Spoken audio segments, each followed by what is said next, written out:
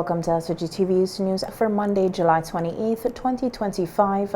I'm Priska Campbell with the details. The government of St. Vincent and the Grenadines has officially severed ties with Pace Developments, the Canadian company behind the stalled Black Sands Resort project. Prime Minister Dr. Sandals made the announcement on Sunday during his appearance on WFM's radio program Issues at Hand. Dr. Sandals stated that the government will move to acquire the incomplete property, clearing the path for a new hotel development under the Marriott's brand. We're going to finalize the agreement with the investors with Marriott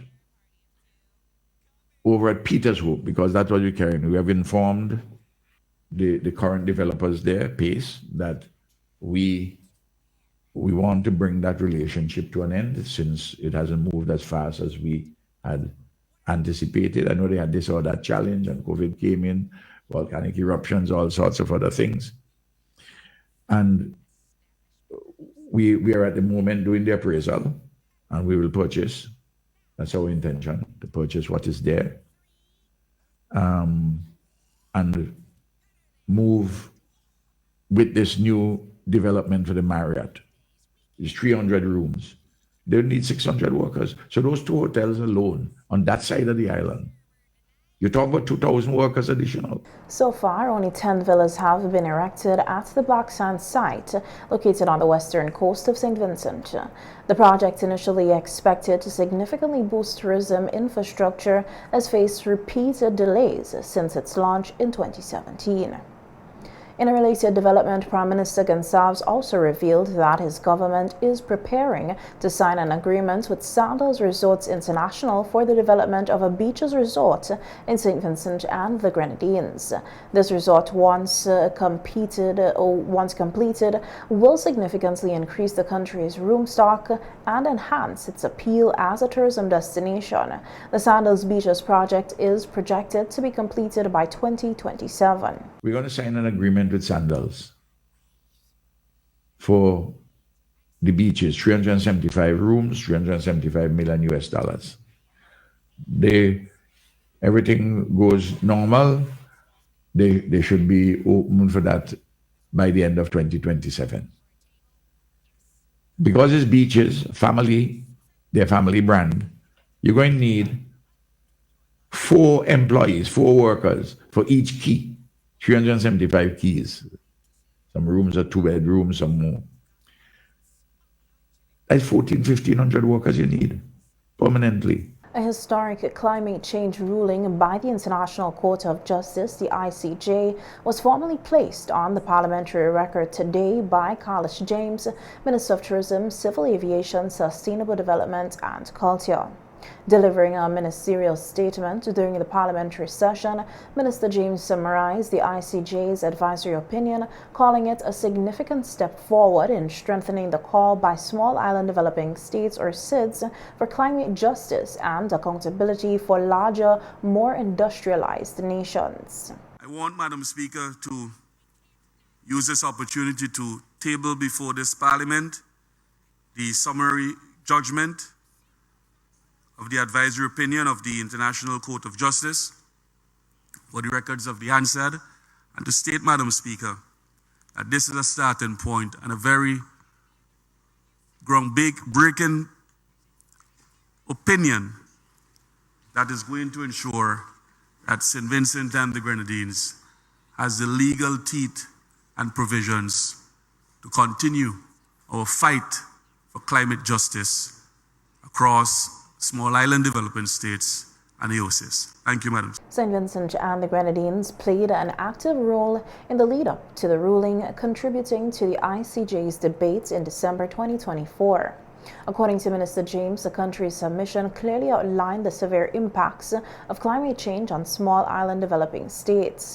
He noted that they are pleased that the court advisory opinion acknowledged SVG's contribution and the unique vulnerabilities that we face. Madam Speaker, this very important advisory opinion released by the International Court of Justice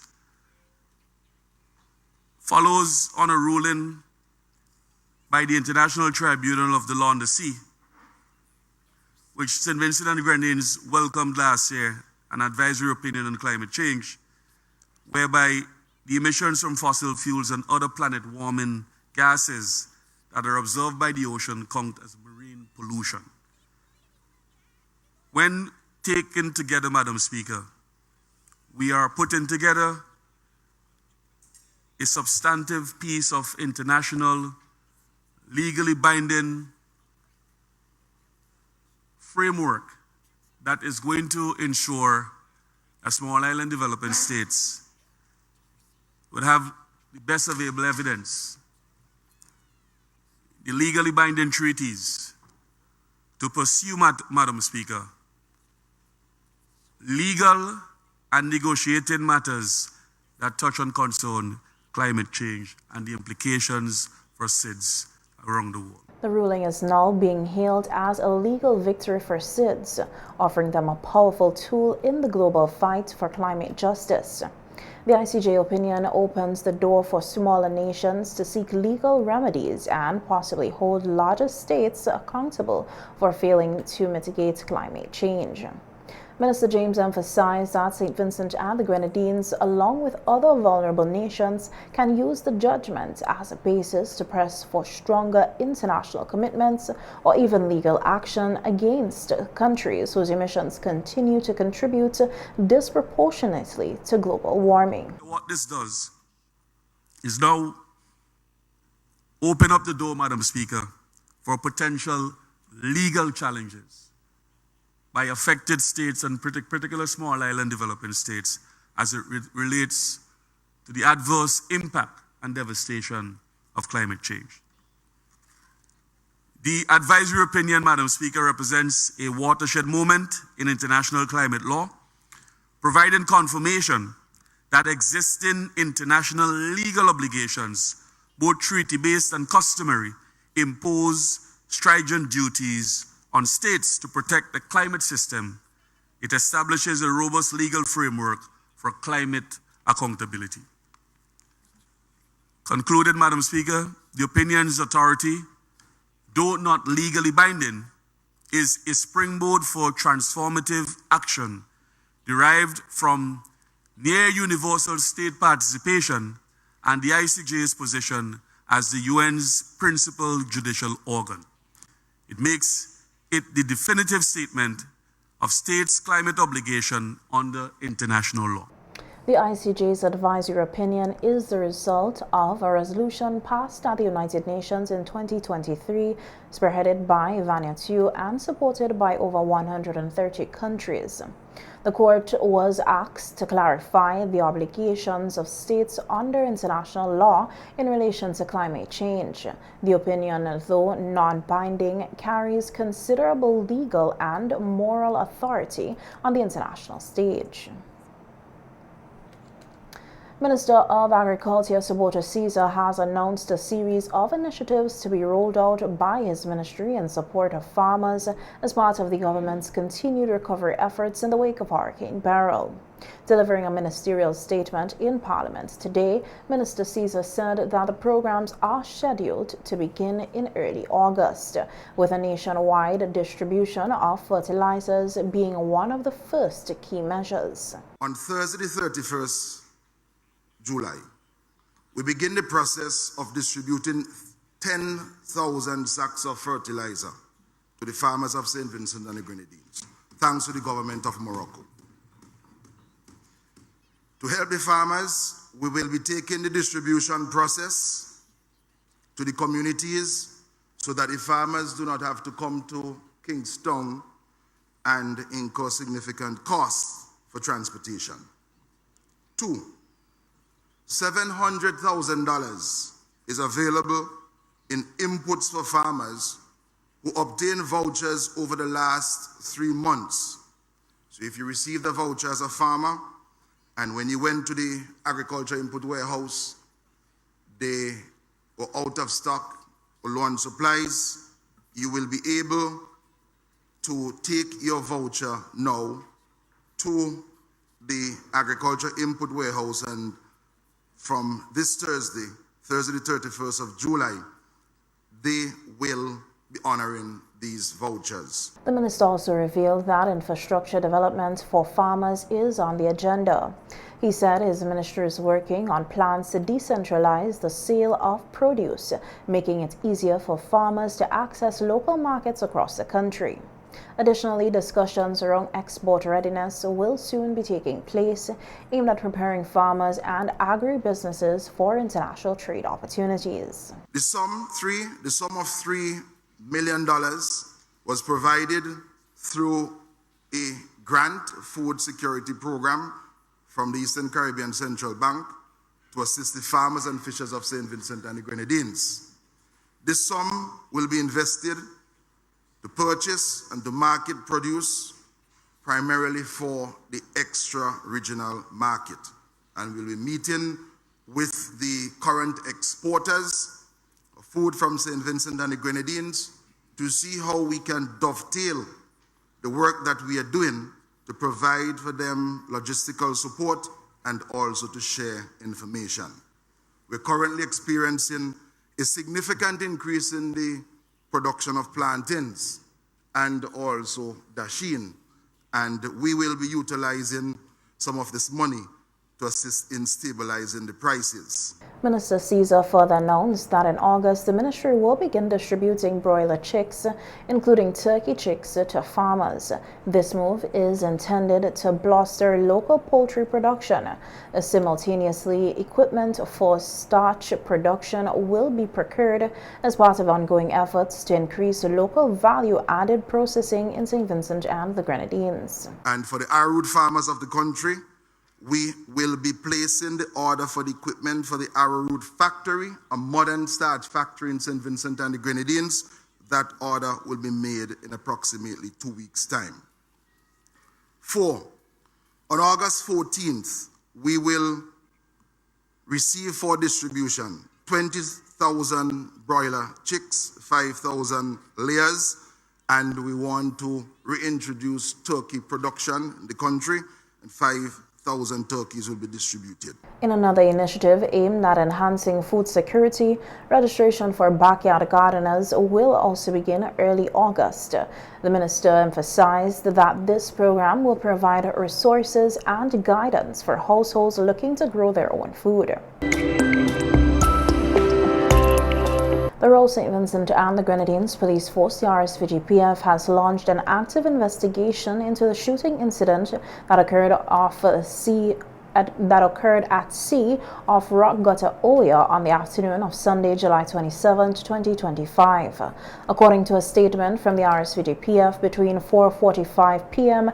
and 5:10 p.m., police received multiple reports of gunshots heard in the waters off the northeastern coast. Officers were immediately dispatched to the area where they discovered an adult male suffering from gunshot-related injuries.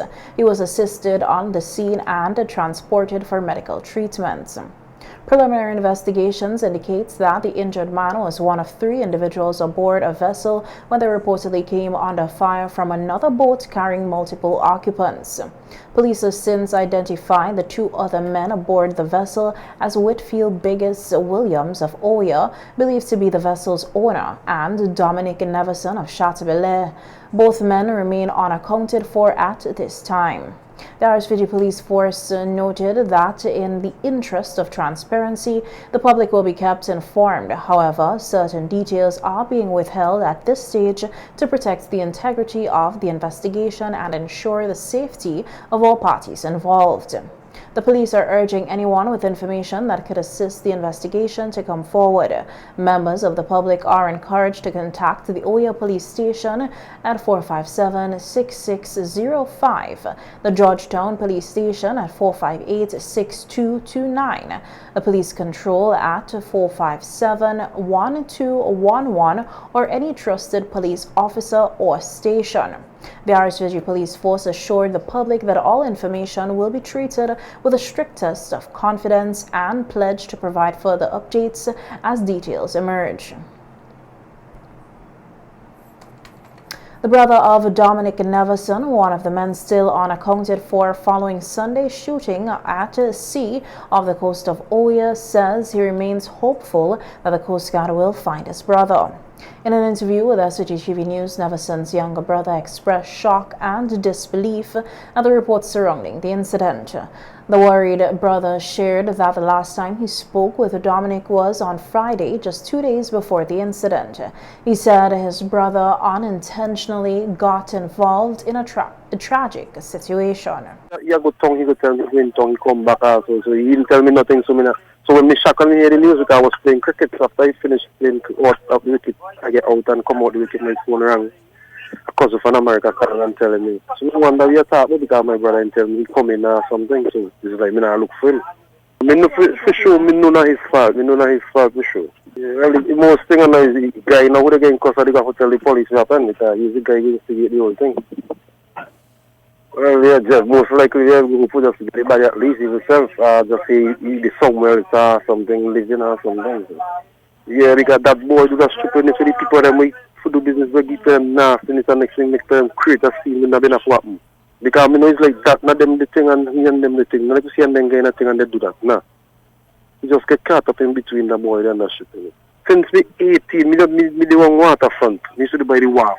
I'm going like, deal with boats to come, they carry them by Porter Entry, carry them by station, carry them by market to the water and this and that. And we have Lucian's friends from since that time till now. Then them is still friends and them never cross no part with nothing. So I never get no hatred to them. Trust me, I can hatred to them. Neverson said the family is struggling to come to terms with the incident and the uncertainty surrounding Dominic's whereabouts. Search efforts by the Coast Guard and police are ongoing. Luke Brown has officially been endorsed as the Unity Labour Party's ULP candidate for East Kingstown constituency in the upcoming general elections. He will go up against the incumbent Member of Parliament Fitz Bramble of the opposition New Democratic Party. Brown received endorsement during the ULP's candidate selection exercise held last Saturday at French's House in Kingstown. Party members and supporters gathered to show their support as the ULP finalizes its slate of candidates ahead of what is expected to be a highly competitive election. This marks Brown's fourth attempt to win the East Kingstown seat, a stronghold traditionally held by the NDP. His most recent bid was in 2020 general elections, where he was defeated by Bramble, a first-time candidate at the time who won by a significant margin. Despite previous losses, Brown, a former Minister of Health and a former Senator, remains a prominent figure within the ULP. The East Kingstown seat has long been considered a key battleground. It was formerly held for several terms by NDP leader and former Prime Minister Arnhem Eustace until his retirement in 2020, with the political climate heating up ahead of the next general election. Brown's renewed candidacy sets the stage for another high-stakes contest in one of the country's most politically engaged constituencies. Lavan Gibson Velux, the New Democratic Party's candidate for East St. George constituency, has expressed concern that many issues in the area are not being addressed effectively. According to Velux, a lot of things in the East St. George are not going right. She believes stronger, more community-focused leadership is urgently needed. Velux emphasized that her candidacy offers a new direction, one grounded in a people-centric approach, and she pledged that under an NDP government, she would work tirelessly to uplift the residents of East St. George by prioritizing their needs and fostering sustainable development. I offer hope versus despair.